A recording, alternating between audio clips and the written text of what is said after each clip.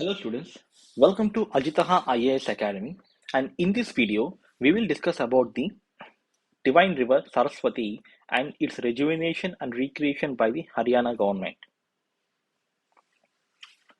The Saraswati river is an extinct river and the Haryana government is planning to rejuvenate that river, and the place they have decided is a border between the Haryana and the Himachal Pradesh states, and this region is called as the Adibadri, which was considered as the origin of the Saraswati river. And another important fact that we need to consider is as the Saraswati river has been extinct, the river water from the Som river is being planned, which is a tributary of the Yamuna river, to be uh, distributed, to be de-channeled into the Yamuna river. That is, the river water of the Som river are being distributed or being diverted to the Saraswati river. And this Som river originates in the Shivalik hills. And what are the aspects that we need to remember with respect to prelims is the Adibadri and the Som river. Adibadri is the origin of the Saraswati river, and the Som river originates in the Shivalik hills and a tributary of the Yamuna river. These are the facts which might be asked in the prelims examination. So revise one more time watching this video. And other important facts which are important for the prelims, we will discuss more and in detail in this video. And if you like our video, please click on the like button. And let us continue further.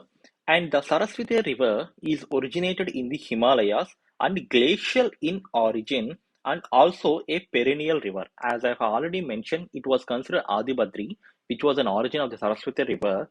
It was a part of the lesser Himalayas because it lies in the Himachal Pradesh. And Saraswati river has been mentioned in the Rig Veda and other Vedas also, and other literary sources also exist regarding the Saraswati river. And with respect to Rig Veda, it was Nadi Stuti Sokta, which mentions that it flows between the Sutlej and the Yamuna. Okay, remember it was the Nadi Stuti Sukta, and it was disappeared due to climatic and the tectonic changes. Climatic means drying up and the change in the monsoonal patterns and weakening of the Indian summer monsoon and weakening of the monsoons and consequent drought. And however, tectonic changes means there might, that is, the tectonic disruption of the input channels because of the earthquakes by the in the lesser Himalayas due to the frequent earthquakes, and also even when earthquakes comes, there will might be a change of the flow of a river. So the other tributaries of the Saraswati river had been diverted because of the tectonic changes, and the people and the civilizations that were living, they have diverted the river channels that are flowing into the distributaries and the tributaries, so which caused an artificial drying of the river. And other facts are, it was believed that though it is extinct, it is being flown, it is still flowing below the Thar desert and its Himalayan connectivity is alive. This concept is related to the Triveni Sangamam, which is the uh, Ganga, Yamuna, Saraswati and merging at Prayagraj. Okay, the relict of this lost river is preserved as a paleo channels under the cover of the Aeolian sand alluvium, which might be a concept can be asked in prelims examination.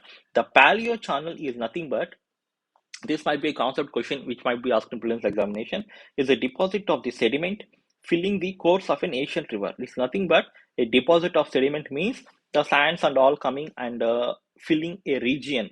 Okay, if a river flows, the sediments of that river will be deposited over that channel. That is nothing but a paleo channel. Paleo means old. Okay, that is why it is called as a paleo channel. And so, what kind of paleo channel is related with the Saraswati river in the Thar desert is alluvial channel. It is not the black, or it is not the brown, or it is not any other kind of a soil type. It is the alluvium channel, which might be asked in the prelims examination. We need to remember. And other important aspects and the facts we need to remember with respect to mentioning of the Saraswati river in various literary sources are Rigveda, Yajurveda, Manusmriti, and Mahabharata. And in Rig Veda, it was mentioned as Ambitame Devatame Naditame. Ambi means Amma, Tame means great. So it is saying Saraswati river Saraswati is greatest of all the mothers, greatest of all the rivers, and greatest of all the gods, all the devatas. It was mentioned like that. Ambitame, Devatame, Naditame, Saraswati. Okay. And even the mention of Saraswati is 80 times more than that of Ganga in Rig Veda. It is not saying, I am not saying that Ganga is inferior like that, but the frequency of the mention of the river Saraswati in the Rig Veda and its occurrences says how important it is during the Rigvedic times. And with respect to uh, Yajurveda, Yajurveda has mentioned 5 important tributaries of the Saraswati river. They are nothing but Trishadvati, Satudri, Chandrabhaga, Vipasa, and Iravati. Okay, and their modern nomenclature is also being given here.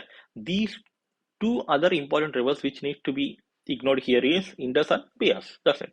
Sapta Sindhu river, ignore those 2. So these uh, remaining 4 will become and combined Trishadvati, it will become the tributaries of the Saraswati river.